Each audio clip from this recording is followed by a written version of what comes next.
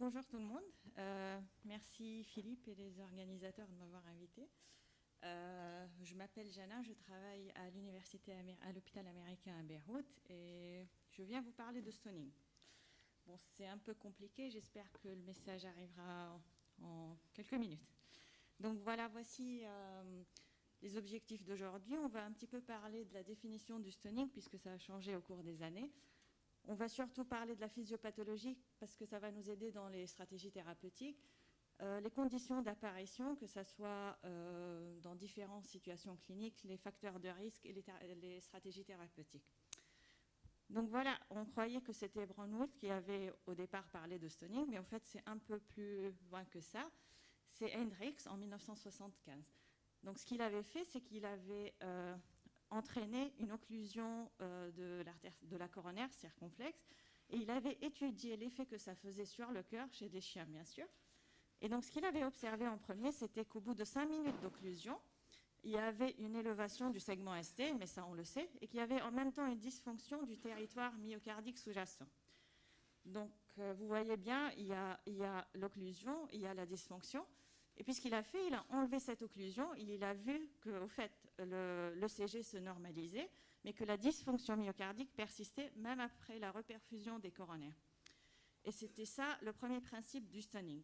Mais ce qu'il a aussi démontré, c'est qu'au bout de 5 minutes d'occlusion, la fonction myocardique se normalisait au bout de 2 heures.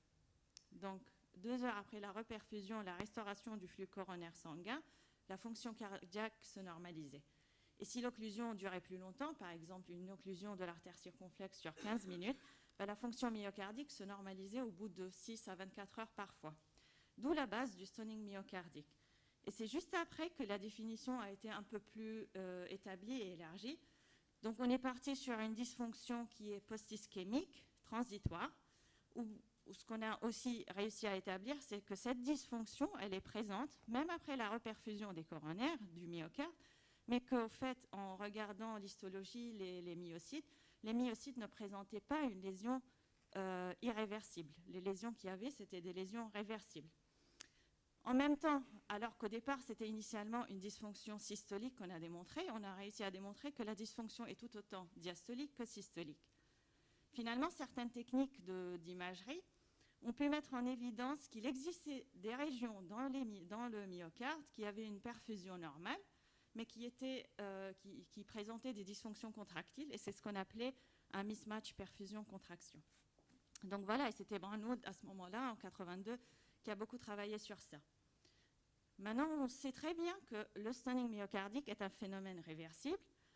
On sait très bien que ça peut dépendre de la durée et de la gravité de l'ischémie, mais on sait également que ça peut être grave et ça peut entraîner une certaine instabilité hémodynamique allant d'un simple monitoring en réanimation pédiatrique ou adulte, ou bien nécessitant un support inotrope spécifique, ou même une assistance circulatoire encore plus avancée. D'où il est très important de connaître vraiment ce qui se passe au niveau des tissus, au niveau de la physiopathologie, au niveau cellulaire, pour savoir établir les bonnes stratégies de prévention, les bonnes stratégies thérapeutiques et les bonnes stratégies, bon, j'ai pas trouvé le mot, en anglais c'est prognostication, mais les bonnes stratégies qui permettent d'établir le pronostic. Donc, voilà. Donc pour comprendre ce qui se passe au niveau cellulaire, au départ, vous savez tous qu'on a largement parlé des radicaux libres, des radicaux d'oxygène libres. Donc c'est vrai, ça existe encore, mais on a trouvé aussi d'autres mécanismes.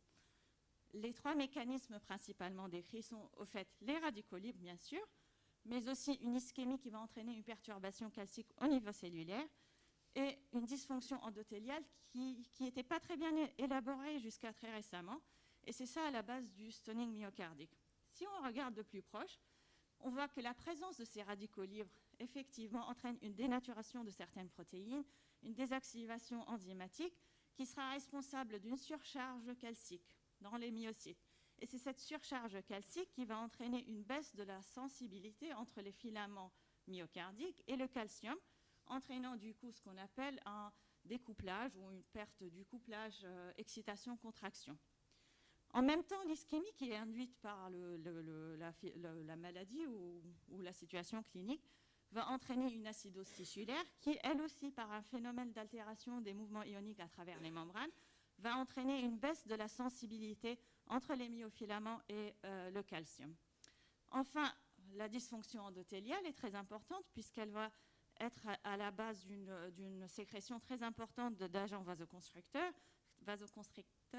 de la baisse de la production du NO et également de la production de certaines cytokines inflammatoires qui vont encore plus aggraver la perfusion coronaire. Donc voilà en gros les 3 mécanismes responsables du stunning myocardique. Et ça c'est très important parce que ça va finalement nous aider à bien choisir nos attitudes thérapeutiques avec les patients qui se présentent. Donc cliniquement, comment est-ce que ça s'explique? Donc cliniquement, ce qu'on peut dire, c'est qu'il y a plusieurs circonstances, plusieurs maladies qui peuvent causer le stunning, mais que la physiopathologie reste la même. Donc la surcharge calcique, les agents vasoconstricteurs, la dysfonction endothéliale. Donc quelques exemples. Donc le stunning myocardique peut être le résultat d'occlusion des artères coronaires, comme par exemple dans les infarctus chez les adultes, les anomalies coronariennes, le spasme coronarien. Ça, c'est clair pour tout le monde. Ça peut aussi exister dans le cas de maladies inflammatoires comme les vasculites, mais aussi la myocardite, où le principal phénomène, c'est un phénomène inflammatoire avec une baisse de la production du NO, un spasme coronaire et parfois même la production de facteurs procoagulants qui vont aussi mener à la formation de certains thrombus, de certaines plaques dans les coronaires. Un autre phénomène qui est aussi très intéressant, c'est toute maladie qui entraîne une décharge de catécholamine très importante, parfois à dose supraphysiologique, comme par exemple les orages endocriniens tels que la dysthyroïdie et le phéochromocytome, où là, c'est l'effet direct des catécholamines, l'effet direct toxique au niveau des myocytes, l'augmentation de la demande en oxygène, mais aussi le spasme coronaire que ça entraîne. Et puis, on a également le Takotsubo et le Happy Heart Syndrome. Au fait, ces 2 variantes qui sont plus ou moins la même chose, c'est quand on est très, très content ou très, très pas content. Et au fait, ça existe. Donc, quand il y a des émotions fortement négatives ou des émotions fortement positives, il se peut qu'on ait une décharge de catécholamine très importante qui va aussi avoir un effet direct sur le cœur, direct sur les coronaires et entraîner localement d'une gravité qui peut aller d'un simple stunning qui va récupérer, mais même à un arrêt cardiaque, un effet sur le cœur. Donc, une autre entité, c'est le stunning neurogénique.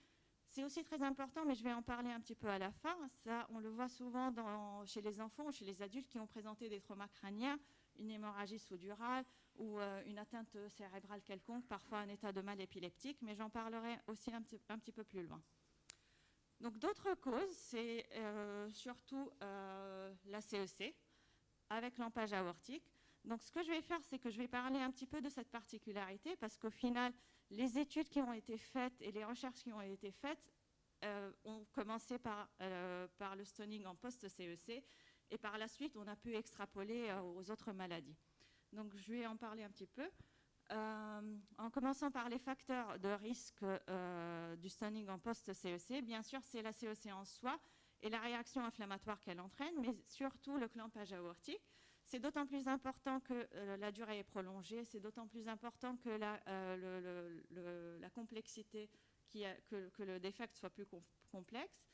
Il ne faut pas oublier la présence de lésions résiduelles significatives. Certes, ça peut aussi faire un diagnostic différentiel par rapport au stunning, mais ce qui est important, c'est que quand ces lésions résiduelles sont significativement hémodynamiques, il faut aller vite les repérer, les réparer pour éviter d'aggraver ce stunning myocardique déjà présent.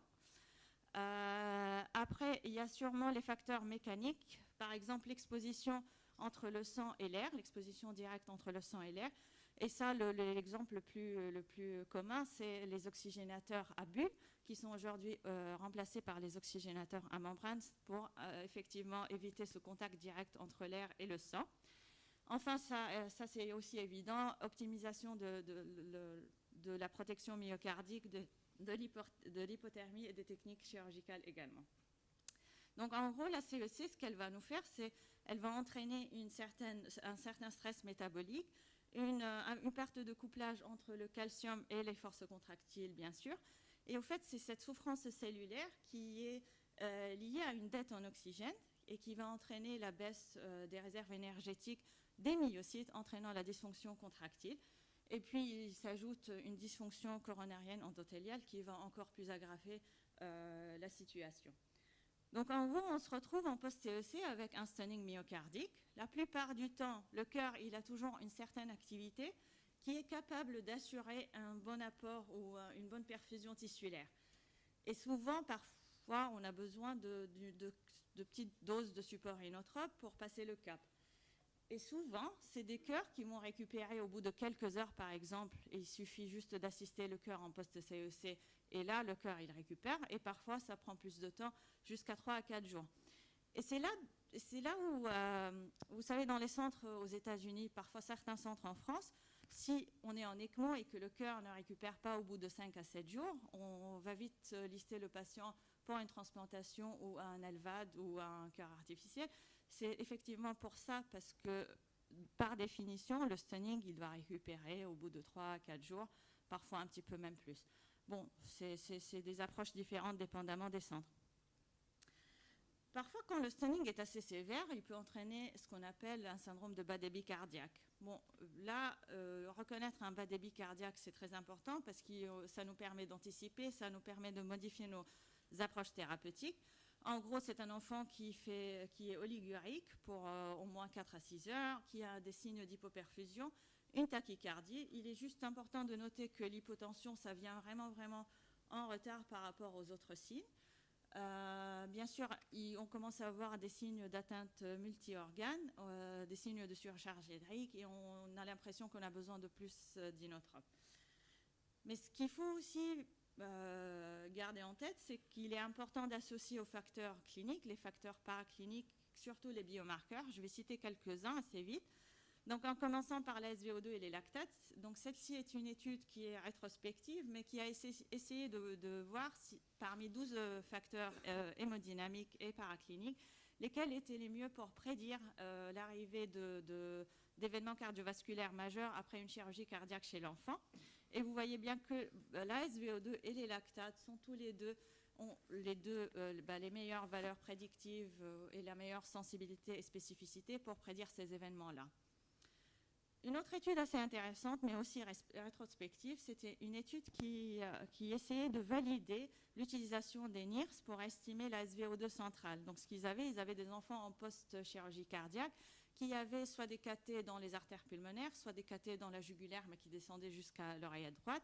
Et ils prélevaient sur des moments différents la SVO2.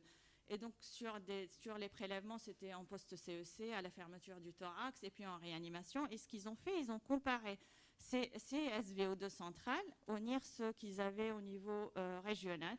Et vous voyez que la corrélation, elle est parfaite. Un exemple pratique, ça c'est de Philippe. Donc un exemple pratique, c'est un enfant qui a en continu une mesure de la SVO2. Donc une mesure continue, c'est un enfant qui développe de l'HTAP et qui donc baisse ses SVO2, comme vous voyez bien, d'une façon brutale et aiguë. Et quand on regarde les NIRS de ce même enfant, on voit que les NIRS systémiques et les NIRS cérébrales suivent de la même façon. Une autre étude également sur les NIRS, un peu plus récente, en 2017, je pense. Donc cette étude-là, elle essayait de voir l'association entre le score de désaturation des NIRS, qui était supérieur à 345, et le pic de lactate, qui est supérieur à 4,6, avec la survenue de morbidité majeure. Et c'est aussi en post-chirurgie cardiaque. Et ce qu'ils ont réussi à démontrer, c'est que la proportion de personnes qui avaient, ou d'enfants qui avaient un score de désaturation supérieur à 345 était largement supérieur, significativement supérieur à ceux qui avaient un pic de lactate supérieur à 4,6, et que ce score-là était un facteur indépendant de la survenue de bas débit cardiaque et de morbidité majeure. Ils ont également démontré une autre chose, c'est que la probabilité d'avoir un score de désaturation supérieur à 345 survenait beaucoup plus tôt que le pic de lactate qui était supérieur à 4,6, ce qui suggérait que les NIRS pourraient être un signe d'alarme plus précoce d'une défaillance hémodynamique ou circulatoire.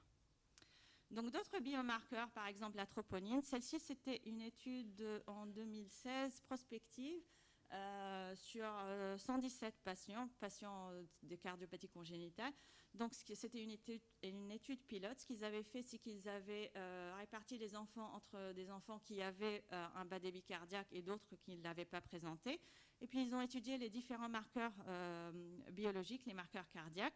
Et donc, ils ont démontré que la troponine à 2 heures était un facteur indépendant de la survenue de bas débit cardiaque, mais que cette capacité prédictive était d'autant plus renforcée quand on avait combiné la troponine à la proadrénoméduline à 24 heures après la CEC. Vous utilisez beaucoup la proadrénoméduline ou peut-être dans les sepsis? Non? Ok. Donc un autre, mais je ne vais pas m'attarder dessus, le BNP. Donc le BNP aussi également, c'est un facteur prédictif de la survenue de complications majeures, donc quand vous le voyez dans cette étude-là. Donc un dernier examen paraclinique qui va nous aider à reconnaître un stunning ou un bas débit cardiaque, c'est l'échographie. Bon, on sait tous que l'échographie ne doit plus être utilisée comme un simple outil diagnostique parce que ça va nous permettre de faire des évaluations très, très fréquentes en réanimation, mais surtout de reconnaître un problème, d'agir et après de pouvoir évaluer notre intervention selon les cas. Donc en gros, ça va étudier la fonction globale des deux ventricules, mais aussi la cinétique segmentaire. Et ça va éliminer la présence d'œdème, les pressions de remplissage, les pressions pulmonaires, mais aussi les lésions résiduelles. Et comme on le sait tous, l'ITV sous-aortique est de plus en plus utilisée en pédiatrie, avec aujourd'hui des tableaux et des associations avec, ou des valeurs normales, des ranges normales, selon la surface corporelle. Donc si on revient au bloc opératoire, là on a un enfant qui est en CEC. La plupart du temps, ce qu'on a, c'est ce qu'on avait dit, c'est un stunning myocardique, mais qui est capable d'assurer une bonne perfusion tissulaire, et c'est un cœur qui va récupérer au bout de 3-4 jours. Dans certains cas très très sévères, c'est des enfants qui ont besoin de doses énormes d'inotropes, et c'est des circonstances où le chirurgien n'arrive pas à arrêter la CEC. Mais ce qui est plus intéressant, c'est la catégorie entre les deux. C'est là où le stunning est un peu plus sévère que d'habitude. Et c'est là où on est tenté par mettre beaucoup d'inotropes. Mais effectivement, il faut faire attention à ça. Il faut plutôt aller essayer d'assister le cœur. C'est comme quand on est en ECMO-VA. C'est là où il faut donner le temps pour la récupération, éviter de bombarder le cœur avec des doses énormes d'inotropes et juste attendre pour voir comment ça se passe. Donc cette diapo, elle illustre bien l'effet négatif des inotropes sur le cœur, que ce soit un effet direct sur les myocytes par une apoptose, par une augmentation de la consommation en oxygène et de la dette en oxygène au niveau myocardique, mais aussi par le risque d'avoir des arythmies en plus, des ischémies, etc. Donc voilà, souvent on est tenté par mettre plus d'inotropes, alors que parfois il suffit soit d'assister, soit à un moment donné il faut aller et mettre l'ECMO. Mais là aussi, le challenge, c'est de savoir quand est-ce qu'il faut poser l'ECMO, que ce soit en CEC ou que ce soit en réanimation pédiatrique. Mais je pense que ça sera l'objectif des topos à venir. Donc là, c'est une autre étude qui a essayé de définir certaines stratégies thérapeutiques pour éviter la mise en ECMO. Bon, cette étude, ils ont établi cet algorithme et au final, ils avaient une mortalité qui était de 3%, ce qui ressemble un petit peu aux valeurs qu'on a de la STS. Je pense que c'est 2,7% cette année. Mais en gros, c'est de bons résultats. Donc, pour passer sur ça, par exemple, nous, on peut rajouter le sevrage de la CEC qui doit se faire d'une façon prudente, d'une façon assez lente avec une évaluation très, très proche de la récupération myocardique. On pourra rajouter le lévocimandant là, mais ça sera à Philippe d'en parler plus. Les techniques d'optimisation et de minimisation des interactions cœur-poumon, même quand ce n'est pas les poumons qui sont malades, c'est le cœur qui est malade, on arrive toujours à avoir une stabilité ou une minimisation de ces interactions en mettant parfois en HFO, en ventilation spontanée, que ce soit une AVA ou une autre, en DV parfois. Les techniques d'épuration extra-rénale, auxquelles je rajoute le cytosort. Et je pense qu'on a beaucoup à apprendre sur ce filtre-là. Donc c'est un filtre qui est utilisé récemment, soit séparé du circuit d'ECMO, donc soit sur une simple machine de dialyse, soit rajouté au circuit d'ECMO, qui va permettre d'éliminer les cytokines inflammatoires. A priori, ça commence à être utilisé dans les CEC chez les tout petits pois, dans les sepsis, dans les réanimations adultes et parfois en association avec l'ECMO quand on est devant une situation inflammatoire très sévère. Donc voilà, un petit mot sur le lévosimodan. Il va permettre l'ouverture des canaux potassiques, ce qui va entraîner une vasodilatation. Donc une vasodilatation tout autant pulmonaire que périphérique. Donc ça va baisser la post-charge des ventricules, mais aussi une vasodilatation coronaire. Donc rappelez-vous, la base du stoning, c'est un spasme coronaire. Donc ça a un effet sur ça. Ça a un effet également au niveau cellulaire. C'est surtout important parce que ça n'augmente pas l'oxygénation myocardique, ça n'augmente pas la demande en oxygène ou la consommation en oxygène des myocytes. Donc ça améliore tout autant la contractilité et le couplage entre les filaments. Donc vous voyez son effet anti-stoning.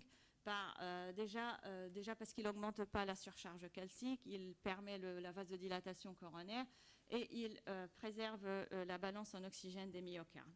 Si on prend les trois inotropes qu'on utilise le plus souvent en cas de stoning, lévosimendan, adré et chorotrope, les trois, ils augmentent la contractilité cardiaque.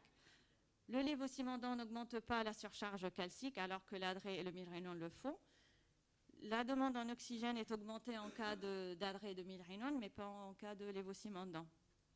Donc certes, le lévosimendan, on dit que c'est récent, sauf que c'est vraiment pas très très récent et c'est l'inotrope le plus étudié actuellement.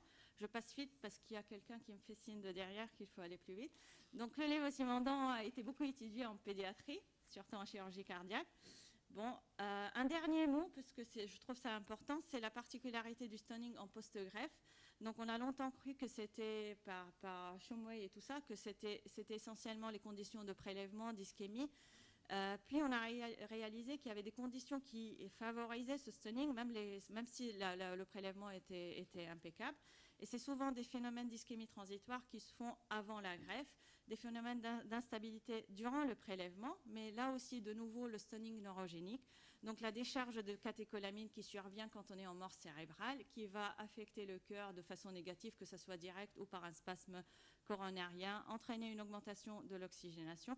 Et parfois, 30% des donneurs ont ça, et parfois on refuse ces donneurs-là parce qu'ils ont ce stoning neurogénique. Ça devient une contre-indication relative parce qu'on sait qu'au final, c'est un stoning qui va récupérer. Bon, je pense que c'est une équipe lyonnaise qui, en 97, a réalisé que le plus important en post-transplantation, c'est d'assister le cœur plutôt qu'aller le bombarder avec des doses inotropes majeures. Donc, en conclusion, c'est essentiellement une perte de la sensibilité des myofilaments au calcium. Typiquement, après un clampage aortique en CEC, mais vous avez vu qu'il y a plein de conditions, la physiopathologie est la même. Il y a différents moyens de monitorer ces conditions-là. N'oubliez pas l'effet délétère des catécholamines, l'effet bénéfique du lévosimendan et l'effet de l'ECMO, mais là encore, c'est le timing qui doit être, je pense, qui sera le challenge. Donc voilà.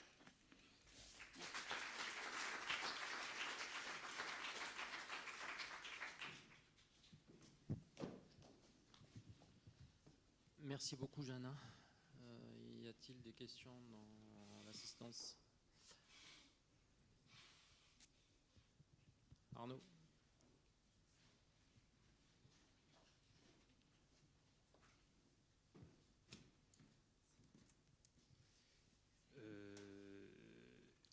Le métabolisme calcique des myocytes semble être au cœur du processus physiopathologique du stoning. Au moment de la pose de l'ECMO, on sait que la contractilité myocardique du cœur néonatal et du cœur pédiatrique va être très dépendante du calcium extracellulaire, donc on va avoir tendance à vouloir avoir une calcémie normale à la pose. Dans ce mécanisme de stoning, quelle est la place de la compensation du calcium pendant la CEC? Est-ce qu'il faut maintenir un niveau de calcium ionisé normal durant toute la CEC, ou alors on sait qu'il a tendance à baisser pendant la CEC? Est-ce qu'on peut tolérer une baisse? Quel va être Je pense aussi que ça dépend des cas. La CEC, pendant le clampage. Ouais. Ça dépend des cas. Bien sûr, on a tendance à garder un calcium ionisé qui est normal parce qu'on sait que toute la physiopathe passe par ici. Mais certes, ça dépend des cas et ça dépend des doses d'inotropes que tu as besoin pour sevrer ta CEC. Mais il faut partir du principe d'avoir un dosage en calcium qui soit normal. Après, c'est l'utilisation du calcium à l'intérieur des cellules qui va être modifiée d'un malade à un autre. mais ça c'est à la pause, au moment où on va remettre en charge le cœur et on va lui demander de se contracter. Mais je voulais dire, pendant la CEC, pendant le clampage, Oui. est-ce qu'il y a des papiers qui disent clairement il faut compenser le calcium avant une calcémie? Moi, j'en ai pas normale, forcément ou est-ce qu'on trouvé. peut Je sais pas. tolérer une baisse du calcium en CEC?